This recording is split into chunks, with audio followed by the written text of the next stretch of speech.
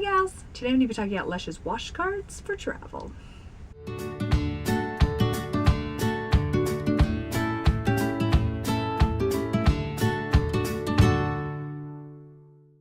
Hi there! Welcome to Jane Sees the World. We're just a couple of average gals who love to see and explore the world in our spare time. If that sounds familiar to you, in other words, you don't have very much vacation time, go ahead and subscribe. So today, talking about Lush's wash cards.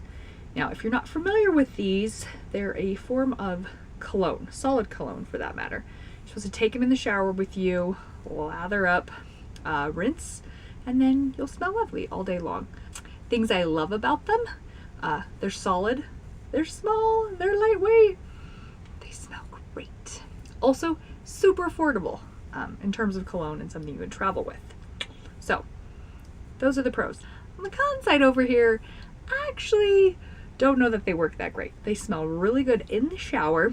I couldn't really smell it afterwards though. Perhaps I'm using them wrong, but it seems pretty cut and dry.